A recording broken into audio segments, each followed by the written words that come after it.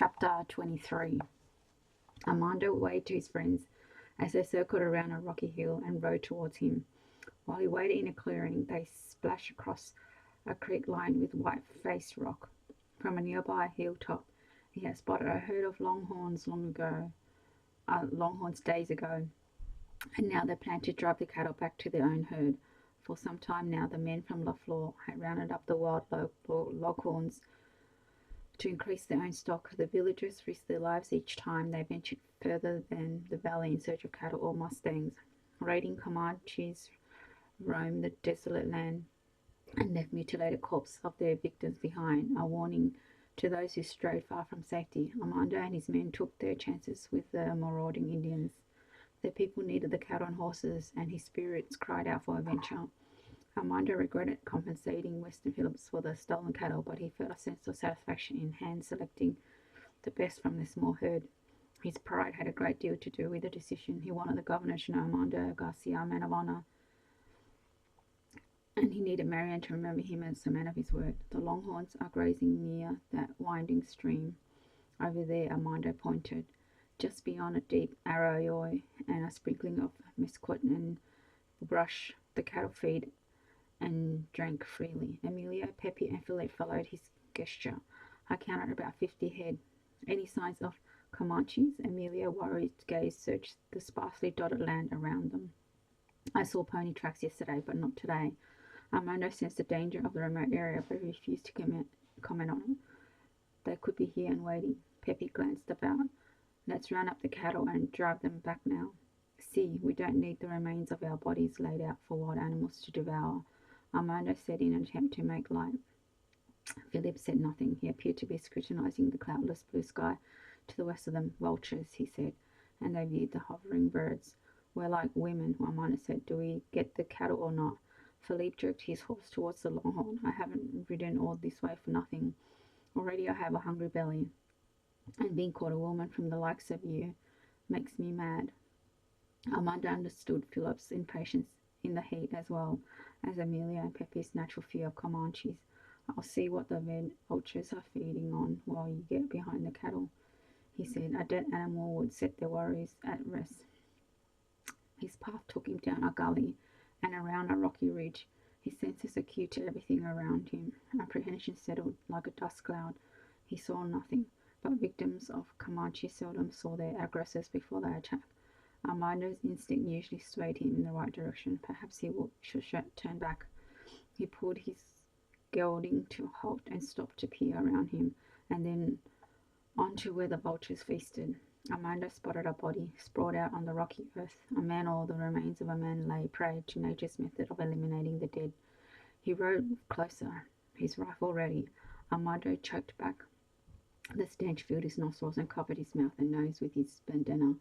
After a moment's hesitation, he dismounted and walked towards the body, wondering who could have met up with the Comanches and hoping it wasn't anyone he knew. He used his weapon to turn over the tortured body. Although a spider scurried out of its eye and nose, he still could recognize Clay Wharton. The Indians had used him as an example of their hatred for those invading their land. For a moment he stared at the body before turning to mount his horse and head towards the others. Did you find a dead animal? Emilio pulled his horse to a halt. Armando took a deep breath. The sight and smell would have affected the strongest of men, and it distressed him greatly. It wasn't an animal. He captured his friend's attention. I found Clay Wharton's body. Emilio's face paled. Comanches? See, out here.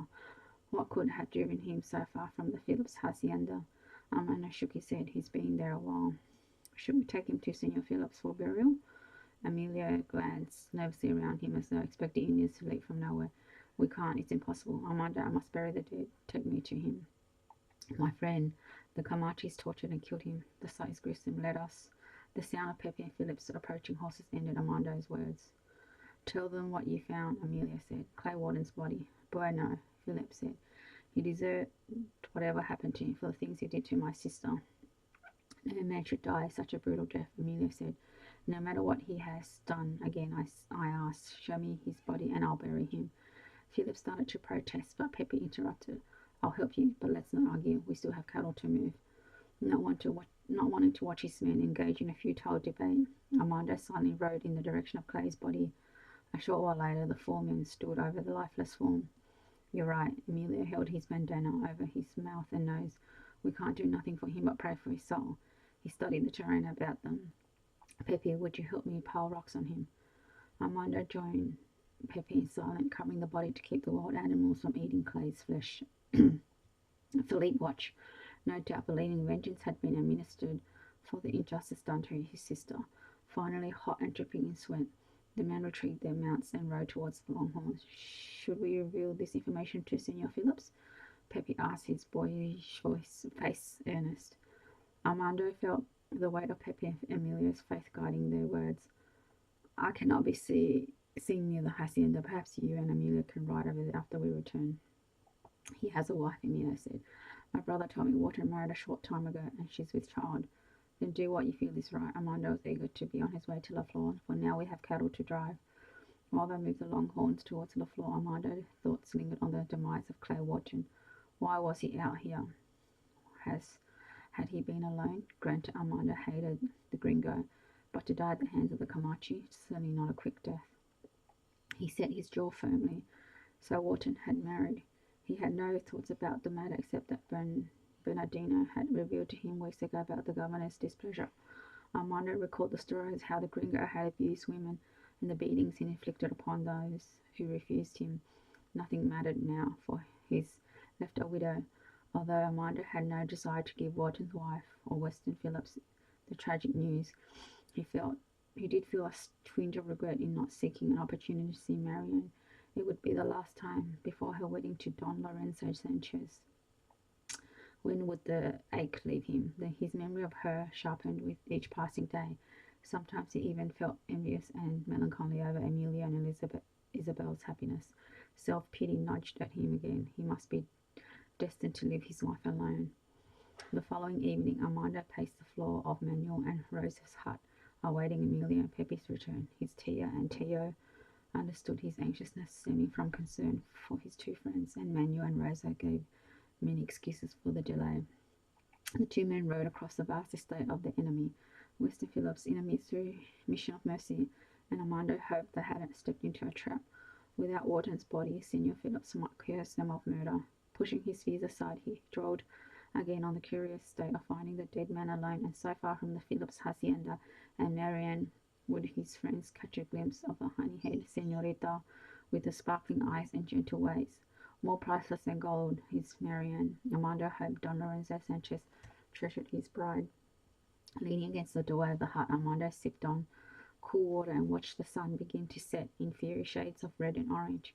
Within an hour's time, darkness would cover the village. A slight breeze floated across the valley, cooling his face. However, it did nothing to ease his anxiety. He deliberated, saddling his horse and riding towards his friends. Pondering the thought one more time, he set his sight on meeting Emilia and Pepe. He couldn't wait a moment longer. All the while he prepared his dun, Armando's mind swept over the worst of fate for his friends. Then two men rode towards the corral. Armando, Pepe called, where are you going, mi amigo? The sound of his friend's voice soothed him like children's laughter. Looking for you, Armando laughed. I thought you two might need to be rescued. We would have been here sooner, but Carmita insisted we stay while she prepared a meal for us. Pepe patted his stomach. My brother's wife is the best cook in all the land, Emilia said. Who could resist? And Senor Phillips did not threaten to shoot you. Armando knew his voice rang with teasing, but he wanted a full account of everything since their absence. No, Emilia said. Pepe and I learned a sad story about the short marriage of the gringo. He dismounted and led his horse to the corral. We found out Senor Walter no longer lives at Phillips' hacienda, and I don't think the foreman has been missed. Armando lifted a brow. I want to know what happened. I'll help you rub down your horses while you talk. In the evening shadows, Armando listened to how Clay Wharton had impregnated a general's daughter, and the governor had forced Clay into a marriage, which Armando had learned from the Padre Bernardino when he visited the mission. Emilia told him that Clay beat his bride and almost killed her, then rode out in a drunken rage. The young woman's father, General Enrique Guerrero, had offered a large reward for any man who would find Senor Wharton, but neither he nor Senor Philip had any success. As soon as the young senora gained her strength, the general and his wife took their daughter home. Whom did you inform about the body? Armando brushed against Pepe's horse, a fine-looking red roan. First my brother. When he heard heard about the Camachis had done, he went in search for Senor Phillips. Amelia paused. Pepe and I feared the Kringo would accuse us of murdering Wharton. He had caused enough trouble in the floor for us to be accused. And he didn't? Amanda asked. Pepper shook his head.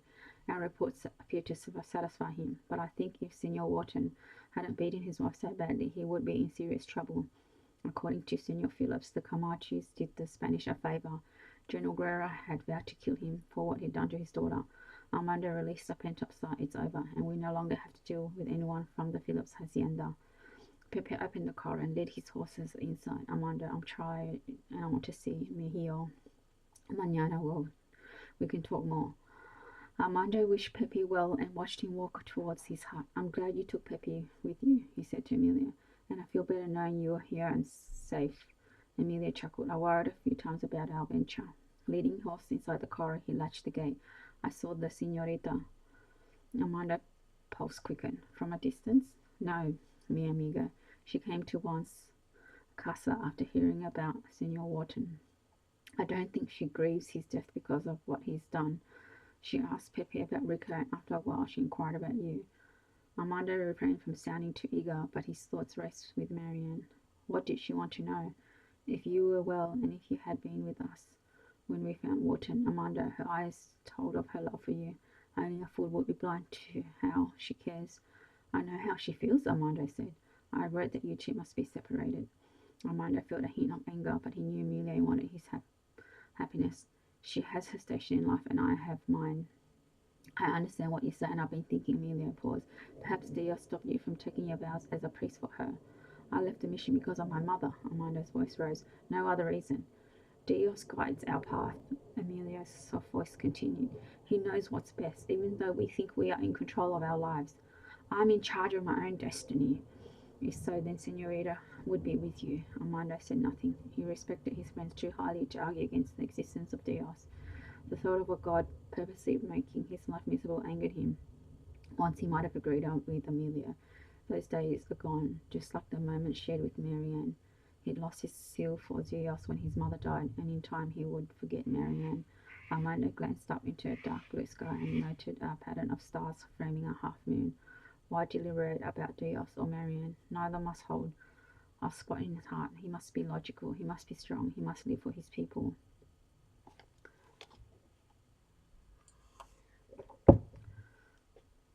Chapter 24. Why were you at Juan and Carmita's hut this afternoon? Marianne's father asked, seated behind the heavy wooden desk of his study. Papa drummed his fingers over its walnut top. It is degrading enough that you chose the company over your mother and me, but those filthy Mexicans from La Fall were here. Have you no sense of fear or pride? Papa, I'm sorry. His mustache twitched. Sorry? Why were you there? Paying a social call? Her father fired questions as though raking over a Vancouver who had displeased him. Juan, Camila, they're almost like family. They're my friends. Friends? Family? Her father paused. You? And he pointed his finger at her face. I never to associate with those Mexicans again except to give instructions. They're servants. Only a step above the niggers I own in Virginia. Marianne had her own opinions about folks owning slaves, but she kept her views to herself. She and Papa argued over too many topics without adding another. I enjoy their company. She arched her back in the wooden chair, all the while mounting anger, battled with a strong conviction that she should honour her father. And I'm ordering you to stay away from them. He pounded his fist on the top of the tables, sending a carved brass bowl and a quill pen to the floor. You never cared before. Why now? Don Lorenzo would never approve. He glared at her, as though she was filth beneath his feet. Do you have no esteem for the man? He massaged his left arm. Marianne choked back a terse remark, but another one fell from her lips. I have more respect for him than you, Papa. You simply want to remain in the Don's good standing so he'll change his mind about leaving me as his heir. Her father instantly charged to his feet. You insolent, ungrateful. Maybe so. She rose defiantly from her seated position across from him. But I am just like you in one regard. When I believe in something, I fight for it, and you're wrong to shamefully treat mine and Camila or any of the people from La Folla animals. Those villagers only did what you would have done. How dare you compare them to me? He stepped around, his face a fiery red. Tell me then, if you risk losing this hacienda and all you work for, wouldn't you do anything to keep it. She trembled with the rage exploding inside her, but she couldn't bring herself to stop. You know the answer, Papa. You would kill any man who tried to steal your land. I've heard all that. I intend to. He towered over her and she saw his chest rapidly move up and down in fury. Why? Because it's the truth. I agree those men were wrong to break into our home, take your weapons and kidnap me. But are they any different from you? They are the same strong fighters for what they believe, and that's why you despise them. Marianne took a deep breath in an effort to contain her emotions. That animal, Garcia, turned you against me. Papa's grey's eyes flashed his contemptuous feeling. The leaders have nothing to do with this. She fought the desire to say much more. Her father pushed the chair Marianne had just occupied, crashing to the floor. He has everything to do with it. He took what was mine and thought that because he returned it, I should forget. Well, it won't happen. I vow revenge, and I'll not stop until I get it. Truth be known, they are the ones who murdered Clay. She realized their quarrel heightened with each utterance they threw at each other. Their argument merely added stones to the barrier separating them, and she must cease her deplorable, vicious words. If she didn't leave his study soon, tears would fall and render her helpless against his tyranny. Papa, one more time, I've lost my temper. Marianne massaged her arms and took a deep breath. Oh God, what have I done now? I'm sorry to upset you. I'm sorry to be disrespectful. But oh, how I wish your baleful revenge had something to do with affection for me. She walked away, determined to leave him with her statement. With her hands gripping the door, she turned to capture his narrow gaze. Everything I do is for you.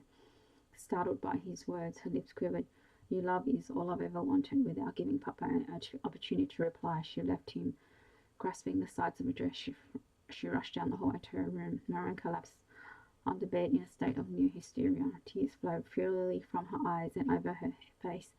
How many times had she and her father exchanged heated words, and how many times had she hated herself afterwards? As a child, when she stood up to him, he referred to her as rebellious and disciplined her with the back of his hand. As she grew older, he banished her to her room. Now, with her wedding day in a month's time, how could he punish her? She didn't fear the consequence. Perhaps she deserved whatever came from her outburst of temper. No matter that she'd apologized, this time she provoked him, crossing the boundaries of disrespect. Why did I deliberately provoke him when I should have said nothing? Even with committing my life to the Lord, I cannot control my tongue. What is wrong with me? I am too much like Papa. I'm more like him than Mama. Dear sweet Mama, who's kind and good.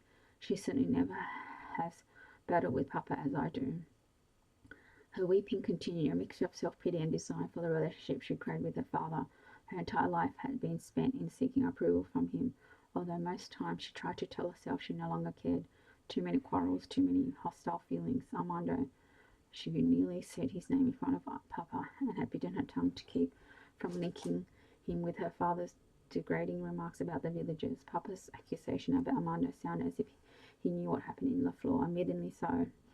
Her bitter tears also stemmed from forbidden love. Must life always be so complicated? Marianne stayed in her room for the remainder of the evening.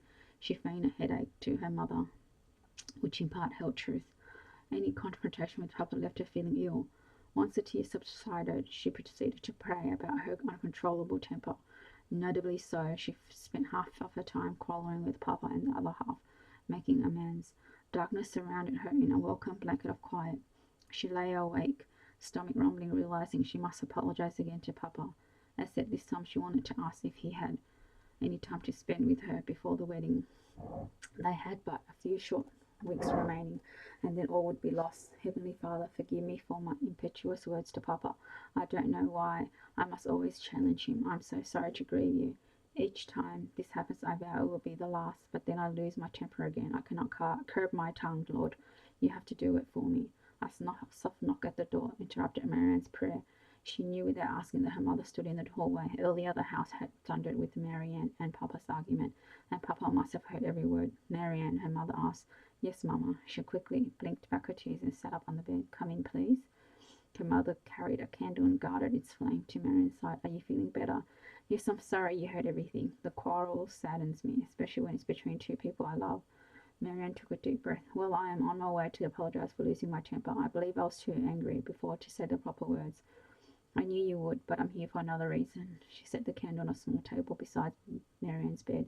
Your father has guests, and he would like for us to greet them properly. It's late for guests. Who has arrived at such a late hour? Mama moistened her lips. This is important to him, and he has requested our presence. Marianne rose from the bed and smoothed her dress. I should brush my hair and wash my face. I won't be long. Your papa wants you to wear one of the new gowns Donna Lorenzo has designed for you. She gazed at her mother in the fair candlelight. What an unusual request. I plan to wear them only in the Don's presence, but if you feel it's important, then I will comply with Papa's wishes. Please, her mother said. I believe it might help your father's grim mood, and I'll help you dress. Of course. Marianne stepped to the trunk containing her most elegant gowns. Selecting a bright blue one, her mother helped her fasten the many buttons. Moments later, they entered the hall for the reception room, where the roar of men's voices echoed throughout the house. Marianne expected to see Spanish noblemen or even soldiers, but not the dirty assortment of characters seated in her father's chairs and filled their glasses with Papa's finest wines. There you are. Papa had the telltale smell of wine on his breath and a slight slur of his words. Normally he drank only one or two glasses. He claimed it clouded his judgment, and he prided himself on being in control. Tonight, however, she wondered if he'd partake or more. The sorrel lot stood as Papa began the introductions. Daughter, these men are from Virginia, where we came from. Your mother met these gentlemen earlier. They've ridden a long way to see our hacienda and deserve our finest welcome. Marianne forced herself to smile while her heart pounded against her chest. Could these men be the ones Papa had contracted to help him secure the floor? She counted 6 bearded, unkempt men who desperately needed a bath. It's a pleasure to meet you, she said. I hope you enjoy your stay here and welcome to see why we love Texas. They all removed their hats and nodded politely. Some tripped over their responses, and others merely nodded or grinned, revealing missing and yellow teeth. I've asked Camilla to prepare a hot meal for our guests, Papa said. He poured wine into our waiting glasses, splashing its contents on a heavy wooden table. Marianne noted regretfully that the wine had been a gift from Don Lorenzo. We shall see how Camilla is progressing, her mother said, back into Marianne with a nod. Once in the kitchen, Marianne commented on the foul odour coming from Papa's guests and asked why men were visiting. I'm not sure, her mother bustled about to assist Camilla, but we'll make their stay with us pleasant. Marianne searched through the trasteria, the huge cupboard, looking for appropriate serving dishes. It proved a difficult task due to the flickering candlelight. Some of those dishes had been broken when Philip and others broke into their home, and the dishes hadn't been replaced. From the looks of her father's friends, she doubted if they reminded whether their plates were chipped or not. A short while later, Marianne and her mother served the arrivals from Virginia. Fortunately, the effort didn't require much work, as the men appeared to know how Camilla's beef stew and tortillas. How could they even taste the food while attending a man who asked for a second plateful? Marianne noticed his gaping shirt across his stomach. Even in the shadows, she could see his hairy stomach protruding like a pig's rump. The sight disgusted her. She'd grown accustomed to poor people, but not uncouth ones. Papa's guests cursed with every breath and displayed no manners to speak of. At last, she and Papa were free to retire to their rooms. But Marianne could not go to bed yet. She still needed to talk with Papa about earlier in the day, but not until his friends left the house for the night. She guessed they'd sleep with the vaqueros. Time took goodbye. Fully dressed, Marianne fought the urge to sleep until she finally rose from her bed and paced the floor. Shortly after midnight, she heard the outside door close, and the sound of coarse laughter and crude remarks cease. She listened a moment longer, then eased open the door to the absurd, and the house was empty except for Mama and Papa. Marianne knew her father would be in his study, a habit before retiring to his room. He would sit back in his chair and stare straight ahead. She often wondered what thoughts sped past his mind in the quietness of night, but she never had the courage to ask. Stepping closer through the reception room, she distinctly heard the low hums of men's voices. Pausing, she curiously inched forward until she saw the light from the study door cast a faint shadow on Papa and one of the men from Virginia. So how do you plan to go about this? The man asked. The clink of his glass against the bottle punctuated his question. Yeah, take a look at this map, Papa said. I've marked the floor and the easiest way to drive a herd of cattle into the valley. Marianne held her breath for fear they might discover her. What was Papa planning to do? When do you want it done? The man cursed and gulped his drink. I want to leave mid-morning. That gives us plenty of time to round up about 1,000 heads of cattle and hold them until way after dark. I see, the man said. Then we stampede those longhorns into the village, he chuckled. Those huts will be flat by the time we finish, along with the people and sleeping inside. Exactly. Armando Garcia and his rebels are going to pay for what they did to me, and as soon as the last day is through, I want to set fire to those huts. I don't want any evidence left for the Spanish. The governor has given me enough trouble.